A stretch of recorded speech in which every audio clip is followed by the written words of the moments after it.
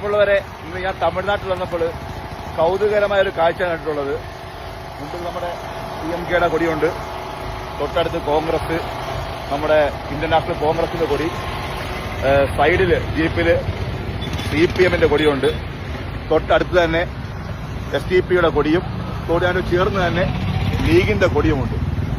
നമ്മൾ ശ്രദ്ധിക്കേണ്ട ഒരു കൗതുകരമായ കേരളത്തിൽ പരസ്പരം SDP-യുടെ വോട്ട് വേണ്ട, SDP ശരിയാവൂല, SDP-യുമായി കൂട്ടുപരിഷ്കരണം പറയുന്ന ആൾക്കാർ തൊട്ടപ്പുറത്ത് ഒരു 30 കിലോമീറ്റർ ഇപ്പുറത്ത് പുറത്തേക്ക് അതിർത്തിയോട്ട് സഞ്ചരിച്ചാൽ കാണുന്ന ഒരു മനോഹരമായ ഒരു രാഷ്ട്രീയ ഐക്യപ്പെടലിന്റെ ഒരു കീഴാള രാഷ്ട്രീയത്തിന്റെയും ഒരു തൊഴിലാളി രാഷ്ട്രീയത്തിന്റെയൊക്കെ ഒരു ഐക്യപ്പെടലിന്റെ, ഒരു ന്യൂനപക്ഷ രാഷ്ട്രീയത്തിന്റെ ഐക്യപ്പെടലിന്റെ ഒരു ഫാസിസം തലക്ക് മീതെ വട്ടമിട്ട് പറക്കുന്ന കാലത്ത് ഇങ്ങനെ കേരളത്തിലും മതേതര പാർട്ടികൾ ഇങ്ങനെ ഐക്യപ്പെട്ടാൽ എന്ത് രസമായിരിക്കും, എന്തൊരു ഭംഗിയായിരിക്കും അല്ലേ? അങ്ങനെയൊക്കെ നമ്മൾ ചിന്തിക്കും. പക്ഷേ ചെറിയൊരു പ്രശ്നമുണ്ട്. എന്താണ് ആ പ്രശ്നം? ആ പ്രശ്നം ബഹുമാനപ്പെട്ട നദ്വി ഉസ്താദ് അവതരിപ്പിക്കും. കമ്മ്യൂണിസ്റ്റ് പ്രസ്ഥാനം അവർക്ക് ചില ഐഡൻറ്റിറ്റികളുണ്ട്, ആദർശമുണ്ട്. അവർ മുസ്ലിം ലോകത്തെ പറഞ്ഞ് വഞ്ചിച്ചതാണ്, കൊലച്ചതി ചെയ്തവരാണ്. അവർ നിലപാടൊന്നും അങ്ങനെ തന്നെ. അടുത്ത കാലത്ത് മാത്രം ഗോവിന്ദൻ സാർ ചെറിയ അഭിപ്രായ വ്യത്യാസം പറഞ്ഞിട്ടുള്ളൂ, അത് നടപ്പിലായിട്ടില്ല. റഷ്യയിലെ ദശലക്ഷം മുസ്ലിമീങ്ങളോട് വാഗ്ദാനം ചെയ്തിട്ട് നിങ്ങളെ ഖുർആനും ഞങ്ങളെ ദീനൊക്കെ ഞങ്ങൾ സംരക്ഷിക്കാമെന്ന് പറഞ്ഞിട്ട് നിങ്ങൾ സപ്പോർട്ട് ചെയ്താൽ മതിയെന്ന് പറഞ്ഞിട്ട് ആ ജനകോടികളെ ഒന്നായിട്ട് വഞ്ചിച്ചു.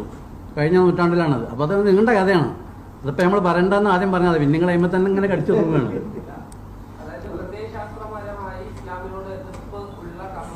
ഇതിപ്പോൾ ഇല്ലാത്ത കമ്മ്യൂണിസ്റ്റ് ഇല്ല. എങ്കിൽ അങ്ങനെ ഒരാൾ ഉണ്ടെങ്കിൽ അയാൾ കമ്മ്യൂണിസ്റ്റ് അല്ല. യോജിക്കാൻ കഴിയില്ല എന്നുള്ളതാണ് അവരുടെ അവസ്ഥ. ദക്ഷിണ ധ്രുവവും ഉത്തര ധ്രുവവും ഒന്നിച്ച് കാക്കാൻ കഴിയില്ലല്ലോ. രാത്രിയും പകലും ഒന്നിക്കാൻ കഴിയില്ല. ഇതാണ് പ്രശ്നം. ഈ പ്രശ്നം കൊണ്ട് എന്താവാൻ പാടില്ല, ഒന്നിച്ച് പ്രവർത്തിക്കാൻ പാടില്ല. പക്ഷേ അതിന് ചില അതിർവരമ്പുകളുണ്ട്. അത് കേരളത്തിൽ മാത്രമാണ് ഈ നിയമമുള്ളത്. ചില ആളുകൾക്ക് കേരളത്തിൽ മാത്രമാണ് ഈ നിയമമുള്ളത്. ഞാൻ ഉസ്താദിനെ കുറ്റം പറയല്ല, കാരണം അദ്ദേഹം പറഞ്ഞിട്ടുണ്ട് ഏത് കമ്മ്യൂണിസ്റ്റ് പാർട്ടിയാണെങ്കിലും, രമയുടെ പാർട്ടിയാണെങ്കിലും അല്ലാത്ത പാർട്ടിയാണെങ്കിലും, ഏത് കമ്മ്യൂണിസ്റ്റ് പാർട്ടിയാണെങ്കിലും മാർക്സിസ്റ്റ് പാർട്ടി ഏതാണെങ്കിലും അത് അങ്ങനെ തന്നെ എന്ന് തുറന്ന് പറഞ്ഞ ഒരാളാണ് ബഹുമാനപ്പെട്ട നദ്വി ഉസ്താദ്. അദ്ദേഹത്തെ കുറ്റം പറയല്ല. പക്ഷേ ചില ആളുകൾക്ക് കേരളത്തിലെ കമ്മ്യൂണിസ്റ്റ് പാർട്ടിയാകുമ്പോൾ ഹറാമും തമിഴ്നാട്ടിലേതാകുമ്പോൾ ഹലാലുമൊക്കെ ആകുന്ന ആളുകളുണ്ട്. ഈ ഒരൊറ്റ കാര്യത്തിൻ്റെ പേരിൽ നോക്കൂ നിങ്ങൾ സുഹൃത്തുക്കളെ, ഇത് പറയാനുള്ള കാരണം എന്താ അറിയാം?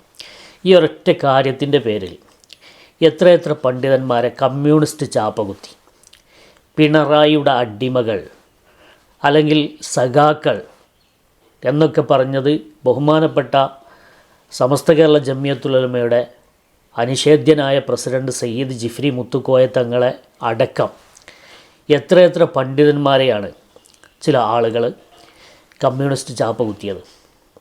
ഞാൻ ഈ രാഷ്ട്രീയപരമായിരിക്കുന്ന ഈ തന്ത്രത്തെയും നയത്തെയും ഒന്നും എതിർക്കല്ല. രാഷ്ട്രീയ പാർട്ടിയാണ്, അവർക്ക് ജയിക്കാൻ വേണ്ട ഏത് നയങ്ങളും അടവുകളും അവർക്ക് സ്വീകരിക്കാം. ചിലപ്പോൾ ഇന്ന് കമ്മ്യൂണിസ്റ്റ് പാർട്ടിയെ എതിർക്കുന്ന ആളുകൾ നാളെ അതിൻ്റെ വക്താക്കളായിരിക്കാം, ആ മുന്നണിയിൽ പോയിരിക്കാം, ഒരു കാലത്ത് ആ മുന്നണിയിൽ പ്രവർത്തിച്ചിട്ടുമുണ്ട്.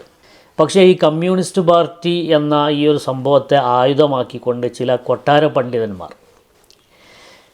വർഷങ്ങളായി ഇവിടെ ചെയ്തുകൊണ്ടിരിക്കുന്ന കാര്യം എന്താണ്?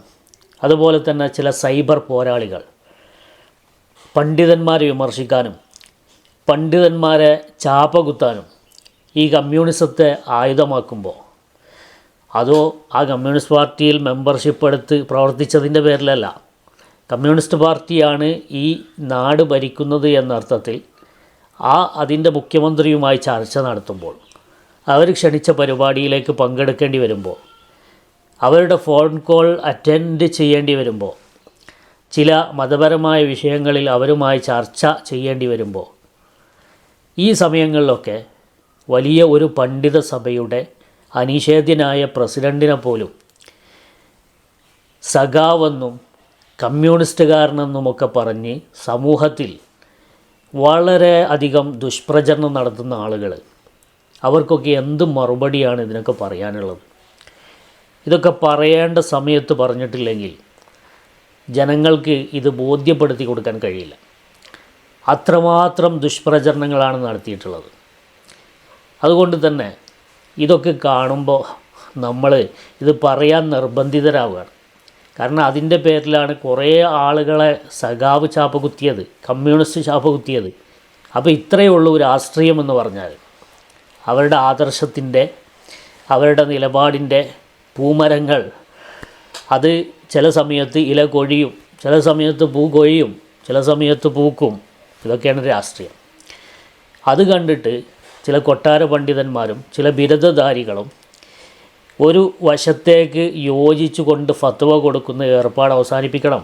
കമ്മ്യൂണിസത്തേക്കാൾ അപകടം വഹാബിസമാണെന്ന് പറയാൻ ഞങ്ങളെ കിട്ടില്ല എന്ന് പറയുന്ന ആളുകൾ അവരൊന്ന് ആലോചിക്കണം. കമ്മ്യൂണിസം എന്ന പ്രത്യയശാസ്ത്രത്തെ ഉൾക്കൊള്ളുന്ന പാർട്ടികളാണെങ്കിൽ ഏത് സമയത്തും അതിനെ എതിർക്കാൻ നിങ്ങൾ തയ്യാറാവണം. അല്ലാതെ ചില പാർട്ടികൾക്ക് അനുസരിച്ച് ഇസ്ലാമികമായ ചിഹ്നങ്ങളെയും ഫത്വകളെയും ആയത്തുകളെയും കോട്ടിമാറ്റി അതിന് അനുസരിച്ച് ഫത്വകൾ ഉണ്ടാക്കി തരാതരം അർത്ഥം വെച്ച് അത്തരത്തിലുള്ള പദങ്ങളൊക്കെ ഉപയോഗിച്ച് ഇസ്ലാമികമായിരിക്കുന്ന ചില സാങ്കേതിക പദങ്ങളൊക്കെ ഉപയോഗിച്ച് നിങ്ങൾ നടത്തുന്ന ഈ കോപ്രായങ്ങൾ ഒരിക്കലും ഇസ്ലാമിനോട് യോജിച്ചതല്ല, പണ്ഡിതന്മാരോട് യോജിച്ചതല്ല, പണ്ഡിതന്മാരോട് അത് ഒരിക്കലും യോജിച്ചതല്ല. അതുകൊണ്ട് ഈ പണി നിങ്ങൾ അവസാനിപ്പിക്കണം. അല്ലെങ്കിൽ നിങ്ങൾ എന്നും ഏത് സമയത്തും ആണത്വത്തോടെ നിന്നുകൊണ്ട് നിലപാട് പറയണം. അപ്പോൾ ഇത്തരം കൊട്ടാര പണ്ഡിതന്മാരോട് ഓർമ്മപ്പെടുത്താനുള്ളത്, നിങ്ങൾ ആദർശം പറയുക, ആശയം പറയുക, നിങ്ങൾ മതപരമായിരിക്കുന്ന ദൗത്യങ്ങൾ നിർവഹിക്കുക. അത് കമ്മ്യൂണിസം എന്ന പ്രത്യയശാസ്ത്രത്തെ നമ്മൾ എതിർക്കുമ്പോൾ അതിൻ്റെ എല്ലാ വേർഷനുകളെയും ഒരുപോലെ എതിർക്കുക. അത് ആളും തരവും നോക്കി മാറ്റി പറയുന്ന ഏർപ്പാട് അവസാനിപ്പിക്കുക. നമ്മളിപ്പോൾ വഹാബിസം, ആ വഹാബിസം ഗൾഫ് സലഫിസമാകുമ്പോൾ നമ്മളതിനെ പുണ്യമായി കാണുന്നില്ല. അത് ഈജിപ്തിലെ വഹാബിസമാകുമ്പോൾ നമ്മളതിനെ പുണ്യമായി കാണുന്നില്ല. അത് കേരളത്തിലെ വഹാബിസമാകുമ്പോൾ അതിനെ പുണ്യമായി കാണുന്നില്ല. എല്ലാ വഹാബിസവും ഒരുപോലെ അപകടമാണ്. ഇതുപോലെ തന്നെയാണ് മൗദൂദിസം. കേരളത്തിലെ മൗദൂദിസം അപകടമാണ്, കേരളത്തിന് പുറത്തുള്ള മൗദൂദിസം അപകടമാണ്. ആ മൗദൂദിസം ആശയം ഉൾക്കൊണ്ട അൽ ഇഖ്വാനുൽ മുസ്ലിമൂൻ എന്ന് പറയുന്ന ബ്രദർഹുഡ് അത് ലോക ഭീകര സംഘടനയാണ്.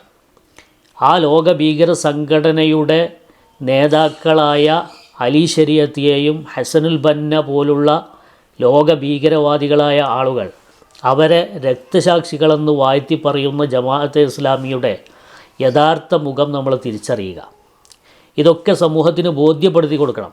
ഏതെങ്കിലും രാഷ്ട്രീയ തമ്പുരാക്കന്മാർക്ക് വേണ്ടിയിട്ട് കുന്തം കൗത്തിവെക്കുന്ന ഏർപ്പാട് അവസാനിപ്പിക്കണം.